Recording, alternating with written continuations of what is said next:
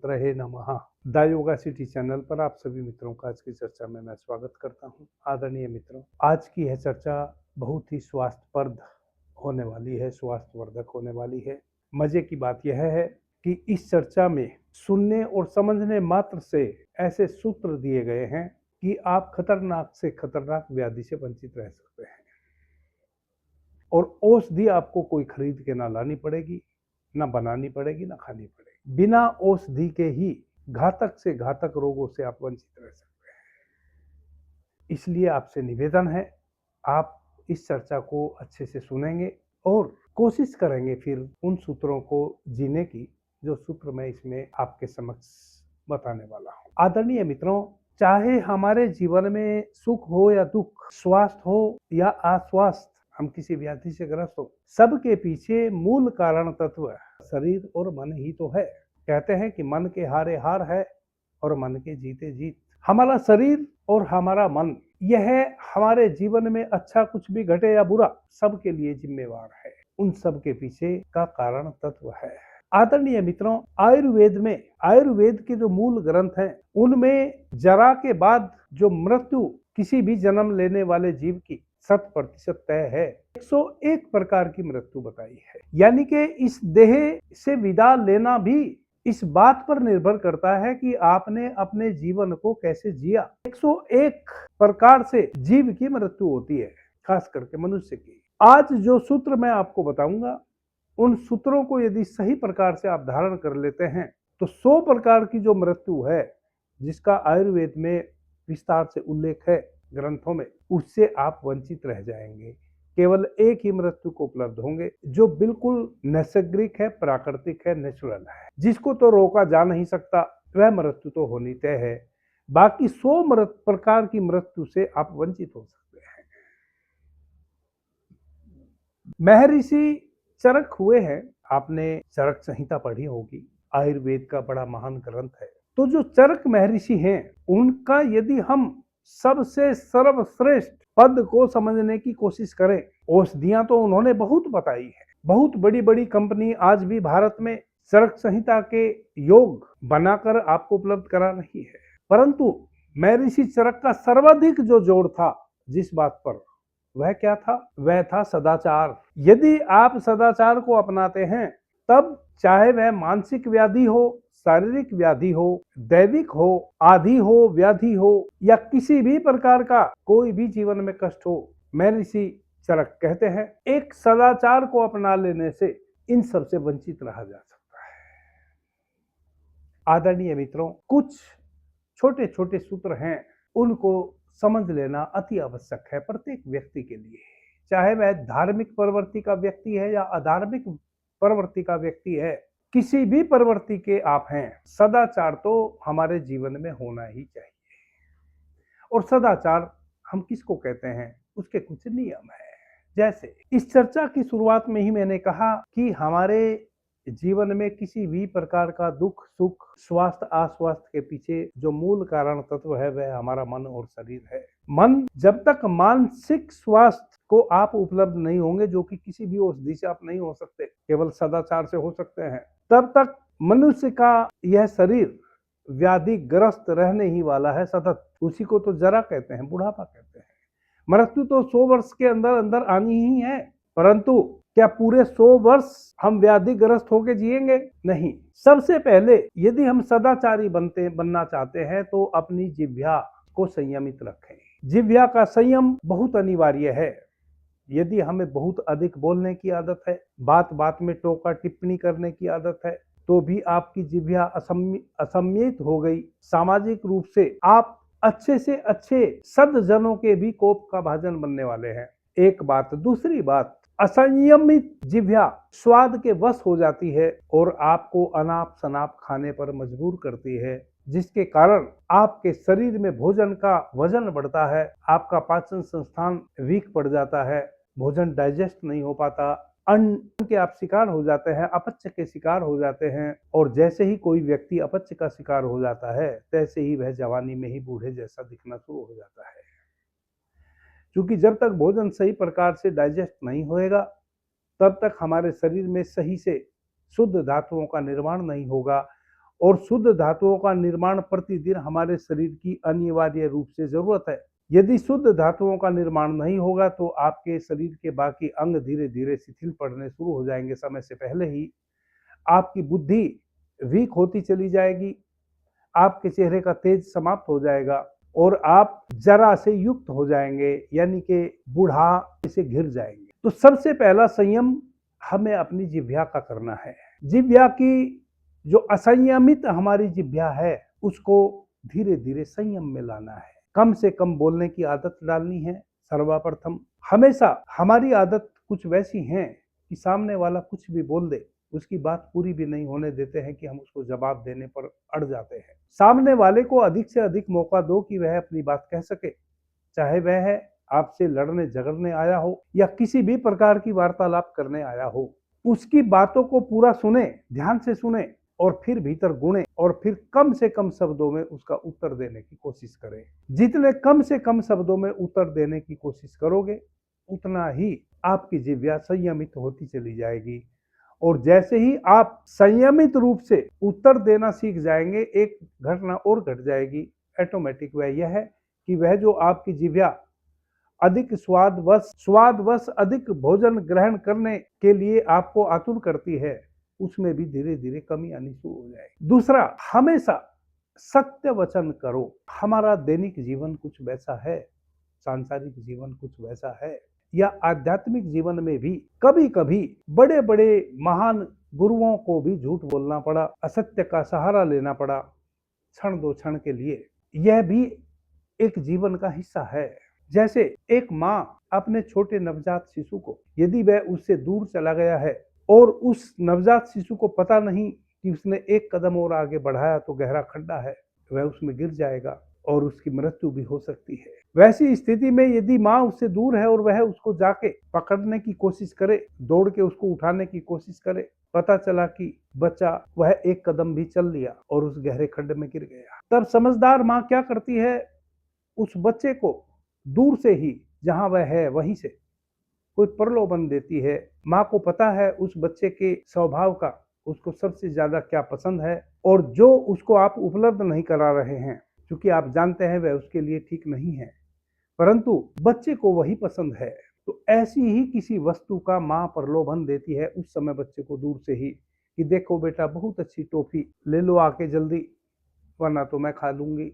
और बच्चा माँ की तरफ उस टॉफी के लालच में वह जो एक कदम पीछे और आगे चल सकता था वह ना चल के विपरीत दिशा में चल पड़ता है और उस खड्डे में गिरने से बच जाता है। कई बार इस प्रकार के झूठे वचन हमारे ऋषियों ने, मनुष्यों ने, भगवान श्री कृष्ण ने किसी बड़े लाभ हेतु, जिससे सबका लाभ होता हो, किए हैं। यहाँ असत्य वचन से मतलब है एक आदत पड़ गई सदैव असत्य ही बोलने की। कारण से भी असत्य बोल रहे हैं, बिना कारण भी असत्य बोल रहे हैं, एक आदत बन गई है।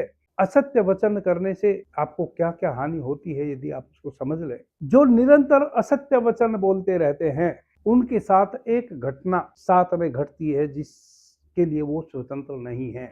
कोई सत्य बोले असत्य बोले उसके लिए तो स्वतंत्र है, आपकी स्वतंत्रता, आप झूठ ही बोलते चले जाएं, आपकी स्वतंत्रता है आप सदैव सत्य बोले, परंतु एक चीज में फिर आपकी स्वतंत्रता नहीं है। यदि आप सत्य बोलेंगे तो सत्य बोलने का जो परिणाम आएगा वह आएगा ही, वह ना आए वैसी आपकी कोई स्वतंत्रता नहीं। यदि आप असत्य बोलेंगे तो असत्य बोलने के पीछे का परिणाम भी आएगा ही, उससे आप वंचित नहीं रह सकते।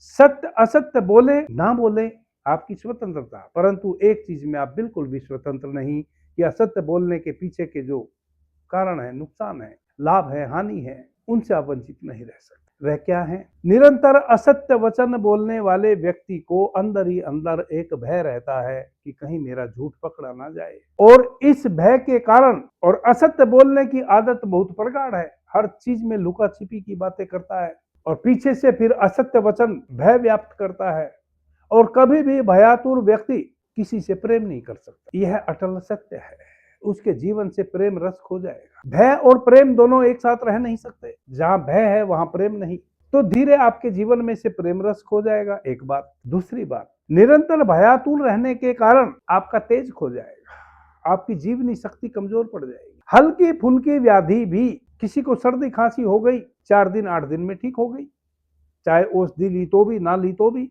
संयमित आहार विहार करने भर से स्वस्थ हो गए।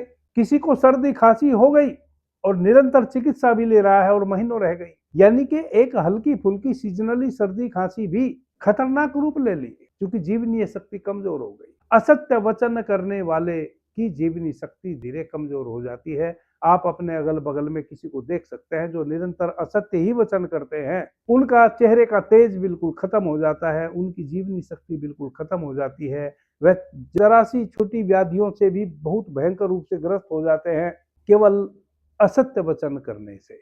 यदि आपको अपनी रोग प्रतिरोधक क्षमता को बढ़ाना है तो आज से ही संकल्प लें कि हम कोई असत्य वचन नहीं करेंगे, क्योंकि असत्य वचन करने के पीछे फिर जो वह भय आता है, वह भय आपकी जीवनी शक्ति को छीन कर देता है। और जिस व्यक्ति की जीवनी शक्ति छीन हो जाए, उसको थोड़ी सी हवा लग जाए तो बीमार, थोड़ी सी गर्मी लग जाए तो बीमार, छोटी सामान्य सी व्याधियां भी खतरनाक रूप से घेर लेना शुरू कर देती है और वह अल्प आयु हो जाता है। नंबर 3, अभिमान, अहंकार। सभी शास्त्रों में कहा है कि पाप मूल अभिमान, अभिमान सबसे बड़ा पाप है, यानी कि किसी भी प्रकार के पाप का जन्मदाता है अभिमान। अभिमानी मनुष्य के साथ क्या होता है? बहुत खतरनाक स्थिति होती है जिसका उसको पता नहीं। यदि पता हो तो आज ही अभिमान छोड़ दे। अभिमानी व्यक्ति के शरीर में वात, पित्त और कफ हमेशा तीनों उग्र रहते हैं। कभी वात और पित्त, कभी पित्त और कफ, कभी वात और पित्त, कभी कफ और वात, और कभी तीनों सन्निपातज्य अवस्था में अधिकतर अभिमानी व्यक्ति देखा जाता है। उसको वायु के, पित्त के और कफ के तीनों ही प्रवृत्तियों के दोष निरंतर शरीर में परिलक्षित होते रहते हैं। वायु से संबंधित, कफ से संबंधित और पित्त से संबंधित। अभिमान सभी प्रकार के दुर्गुणों का राजा है, एक प्रकार से चुंबक कह सकते हैं। दुखों को आकर्षित करता है अपनी तरफ। कौन से दुखों को? शारीरिक दुखों को। क्योंकि वात, पित्त, कफ तीनों को दूषित करता है अभिमान। अब जो भी व्याधि अभिमानी व्यक्ति को हो जाएगी, वह अधिकतर सन्निपातज्य होगी, जिसमें तीनों वात, पित्त और कफ तीनों बढ़े हुए मिलेंगे, जिसकी चिकित्सा शास्त्री को करने में नाको चने चबाने पड़ेंगे। शुरू में तो वैसे व्यक्ति को गहन चिकित्सा प्रदान करके व्याधि से मुक्त किया भी जा सकता है, लेकिन कुछ ही समय बाद ऐसा व्यक्ति शरीर के किसी न किसी अंग से पैरालाइज हो जाता है। कुछ पैरालाइजेशन तो हमें दिखते हैं, जैसे किसी का हाथ पैरालाइज हो जाए, पैर पैरालाइज हो जाए तो हमें पता चलता है कि लंगड़ा के चल रहा है। शरीर के कुछ अंग भी पैरालाइज हो जाते हैं। किसी की लिंग इंद्रिय पैरालाइज हो गई, स्त्री है तो उसकी फैलोपियन ट्यूब पैरालाइज हो गई। अब वह अंडाशय से, ओवरी से अंडा गर्भाशय तक ले ही नहीं जा सकती, पैरालाइज हो गई। किसी की पैनक्रियाज पैरालाइज हो गई तो डायबिटीज का शिकार हो गया। शरीर के कुछ अंग, यानी कि कहीं ना कहीं शरीर में ऐसे व्यक्ति को पैरालाइजेशन आना ही आना है। नंबर 4, ईर्ष्या। ईर्ष्या करना मनुष्य की एक प्रवृत्ति होती है। किसी ने बिल्कुल भी आपको मजबूर नहीं किया कि आप किसी से ईर्ष्या करें, बस एक प्रवृत्ति है। मैं जिस गांव में जन्मा हूं, कई ऐसे, जब हम बच्चे थे तो मेरे साथी, मेरी आयु वर्ग के बच्चे थे, जो यदि किसी क्रिकेटर को देखे तो उनके भीतर क्रिकेटर बनने की जुगुप्सा, किसी पहलवान को देख ले तो वह कहते थे कि इससे भी अच्छा पहलवान मैं बनूंगा। यानी कि कोई भी कुछ भी सामने से अच्छा दिखा, तुरंत वह उसकी कल्पना करने लगते हैं कि वैसा मैं भी बनूंगा। और चूंकि बन तो व्यक्ति किसी एक क्षेत्र में जाकर ही तरक्की कर सकता है। आप सिपाही भी बनना चाहते हो, चोर भी बनना चाहते हो, आप मिलिट्री मैन भी बनना चाहते हो, आप क्रिकेटर भी बनना चाहते हो, यह कैसे संभव है? या तो चोर बनोगे या सिपाही बनोगे, दोनों तो बन नहीं सकते। यहाँ से शुरुआत होती है मनुष्य की ईर्ष्या की। यह मैंने एक एग्जाम्पल दिया।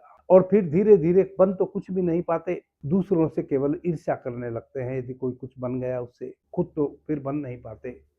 क्योंकि सब कुछ बनना चाहते थे और सब कुछ बना जा नहीं सकता, फिर कुछ भी नहीं बन पाते, केवल दूसरों से ईर्ष्या भर रह जाती है। और यह जो ईर्ष्या का भाव है भीतर, इससे आपके भीतर बहुत खतरनाक समस्या निर्मित होती है। आपके शरीर का जो पित्त है वह बढ़ना शुरू हो जाता है। जो आपके ही शरीर का बढ़ा हुआ पित्त आपके शरीर को अग्नि की तरह जलाता है। आप हृदय से पीड़ित हो जाएंगे, हृदय रोग से पीड़ित हो जाएंगे, बार बार पथरी रोग के शिकार हो जाएंगे, लीवर से संबंधित आपको निरंतर व्याधि घेरती रहेगी, पित्ताशय से संबंधित, लीवर से संबंधित, पथरी इत्यादि के आप पेशेंट हो जाएंगे, बवासीर के रोगी हो जाएंगे, हृदय रोग से पीड़ित हो जाएंगे, आंखों की समस्या से पीड़ित हो जाएंगे, त्वचा रोग से पीड़ित हो जाएंगे, यानी कि रक्त से संबंधित दोष नाना प्रकार के आपको घेर लेंगे। लीवर से संबंधित और पथरी से संबंधित रोग तो होना तय ही तय है यदि आप ईर्ष्यालु व्यक्ति हैं।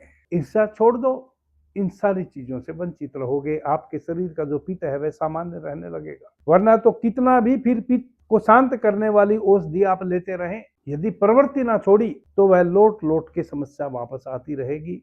और जो मैंने कहा, इतनी समस्याओं से आप ग्रस्त रहेंगे। एक प्रवृत्ति होती है जिसको कहते हैं दंभी, अति अहंकारी। मैं ये कर दूंगा, मैं वो कर दूंगा, हटो तुमसे कुछ नहीं होगा, तुम क्या हो मेरे सामने। इसको कहते हैं दंभी, अहंकार का सबसे खतरनाक वाला रूप। जो दंभी व्यक्ति हैं उनको दम फूलने की बीमारी हो जाती है, क्योंकि उनके शरीर में कफ कुपित होने लगता है जो निरंतर दंभ से भरे हुए हैं। और वह जो कफ कुपित होता है वह 4-5 प्रकार की समस्या लाता है। शरीर में भारीपन, स्थूलता, धीरे धीरे आप फैलते चले जाएंगे, शरीर आपका फैलता चला जाएगा, पेट निकल जाएगा। जैसे स्कूटर में पीछे स्टेपनी होती थी ना, एक एक्स्ट्रा टायर, वैसा एक टायर पीठ के पीछे, एक टायर पेट में, एक टायर दाहिनी कुक्षी में और एक टायर बाईं कुक्षी में, 4-5 टायर ऑटोमेटिक चर्बी के आपके भीतर बन जाएंगे। शरीर अब ढब हो जाएगा यदि आप दंभी व्यक्ति हैं।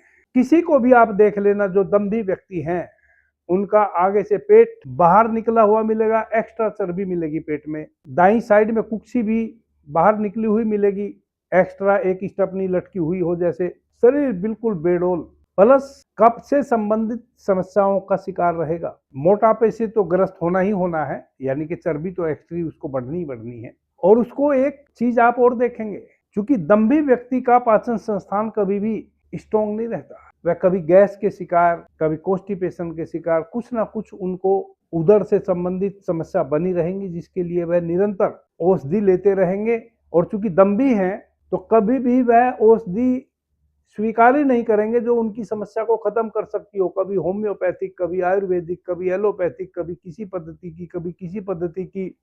इस प्रकार से वह अनुसंधान करते रहेंगे स्वयं पर ही। यदि कोई व्यक्ति उनको उस समस्या से मुक्त करने वाली औषधि सुझावे या देवे, उसको वह स्वीकार ही ना करेंगे, क्योंकि दंभी है। यदि थोड़ा सा भी दंभ किसी भाई बहन में है, ऐसा इमीडिएट उसको छोड़ दे। जीवन बड़ा छोटा है, गिनती की श्वासें मिली हैं। क्या ईर्ष्या, द्वेष, दंभ इत्यादि में उनको बर्बाद करना? बहुत कम समय हमारे पास है, आंख झपकी की समय बीत गया।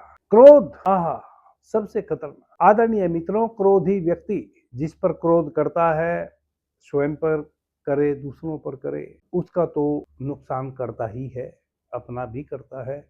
परंतु सबसे ज्यादा नुकसान अपना पता है वह क्या कर लेता है? क्रोधित व्यक्ति के पास ओज बहुत होता है, उस ओज के कारण ही तो वह क्रोध करता है।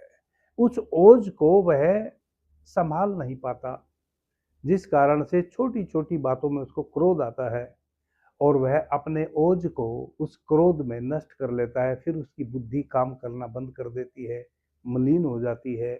क्योंकि जब ओज ही ना बचा, जब ओज ही जल के राख हो गया, तो अब बुद्धि कहाँ बची? और जैसे ही बुद्धि मलिन हुई, यानी कि ओज नष्ट हुआ, आप जीवन के किसी भी क्षेत्र में केवल नुकसान उठाते हैं, अपने लिए भी और दूसरों के लिए भी, कोई लाभ नहीं कमाते।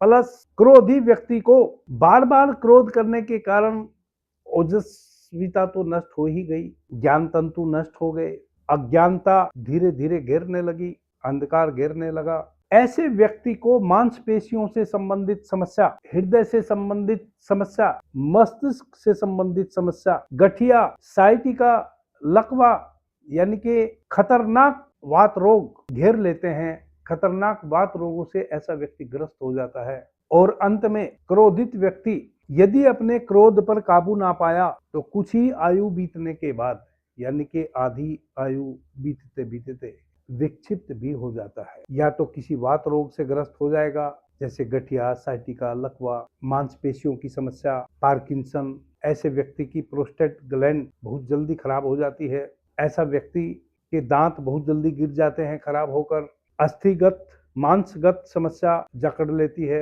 ऐसे व्यक्ति को त्वचा रोग, ऐसे व्यक्ति को मांसपेशियों में फोड़े, फुसरी इत्यादि बहुतायत में निकलने लगते हैं यदि बहुत क्रोधी कोई व्यक्ति है। क्रोध बहुत खतरनाक है शरीर के लिए।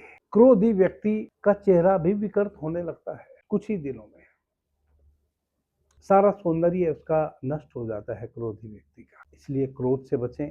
क्रोध से बचेंगे तो वायु दोष से उत्पन्न वायु विकृत होने के कारण और रक्त के कम या अधिक बहाव के कारण उत्पन्न होने वाली व्याधियों से आप वंचित रहेंगे, जिसमें सबसे ज्यादा खतरनाक हृदयघात और पैरालाइजेशन है।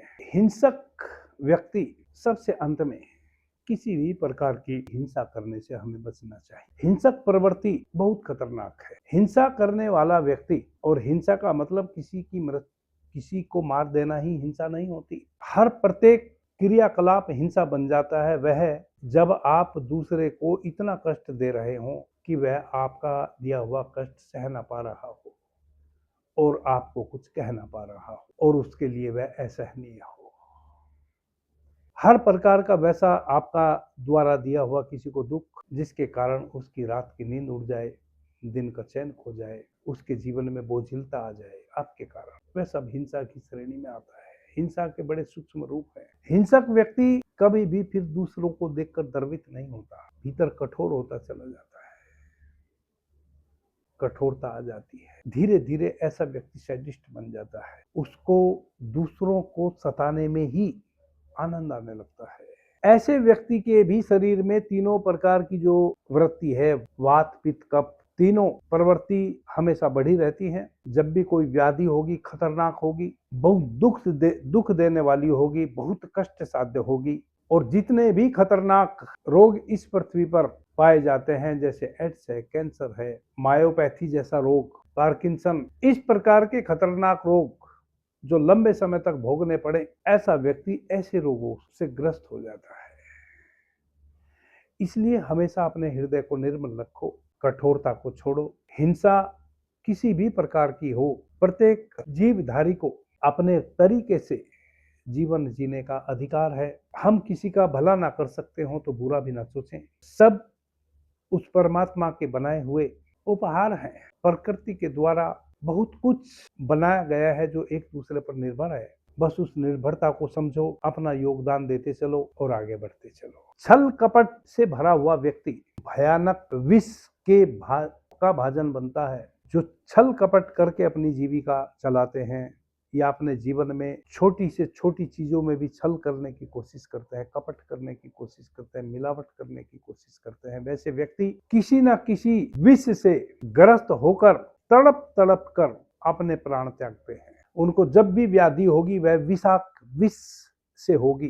कोई जंग लगा हुआ लोहा शरीर में लग जाएगा, धीरे धीरे सेप्टिक होगा, फिर वह खतरनाक रूप ले लेगा, उसका कोई इलाज नहीं हो पाएगा। ऐसे लोगों को धनुष टंकार बीमारी हो जाती है, व्याधि हो जाती है, जो टेटनस होने के बाद होती है, वह पकड़ लेती है।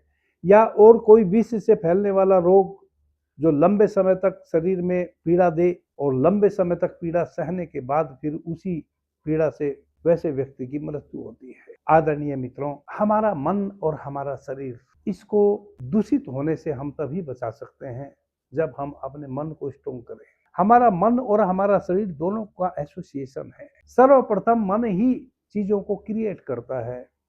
मन के कारण ही हम किसी से ईर्ष्या करते हैं, द्वेष करते हैं, अहंकार करते हैं, छल करते हैं, कपट करते हैं, मोह करते हैं, असत्य बोलते हैं। सब मन की चालाकियां हैं, बदमाशियां हैं। और जैसे ही मन कुछ भी इस प्रकार की चालाकी बदमाशी करता है, उसका सीधा सीधा इफेक्ट फिर हमारे शरीर पर पड़ता है। हम नाना प्रकार के रोगों से ग्रस्त हो जाते हैं और फिर हमारी कमाई का महत्वपूर्ण हिस्सा जो हम मेहनत करके दो पैसे कमाते हैं, वह इस शरीर की चिकित्सा कराने में बर्बाद हो जाता है। जीवन के बाकी सपने अधूरे रह जाते हैं और बड़ी भय, संताप, दुख के साथ फिर हम मृत्यु को गले लगाते हैं एक दिन। इस सब से बचा जा सकता है। ये 6, 7, 8 नियम ऐसे हैं जिनको यदि हम धीरे धीरे अपने जीवन में उतारें तो ना तो हमें शारीरिक कोई व्याधि लगे और ना कोई मानसिक व्याधि लगे। इधर मुझे 7, 8, 10 चर्चा बड़ी महत्वपूर्ण आपके समक्ष करनी है जो यादगार बनने वाली है। आदरणीय मित्रों, आप जानते हैं प्रत्येक पूर्णिमा और अमावस्या को हमारे द्वारा गुरु अमृता औषधि का वितरण होता है जो वात रोगों के लिए बहुत ही महत्वपूर्ण सिद्ध हुई है। औषधि लिक्विड रूप में वह औषधि हम बनाते हैं। एक बार में 15 दिन की औषधि किसी भी व्यक्ति को देते हैं।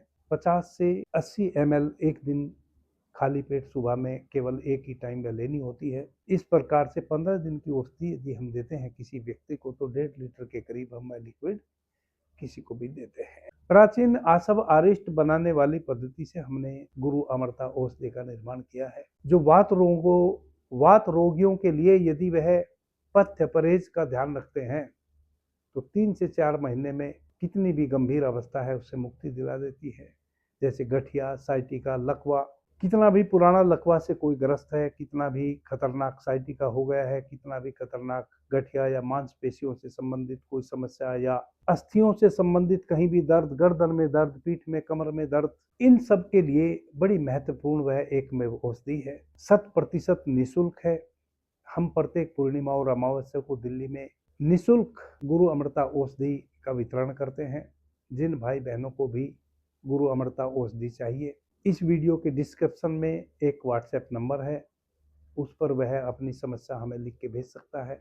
हम उनको बता देंगे कि कैसे उनको गुरु अमृता औषधि उपलब्ध हो सकती है।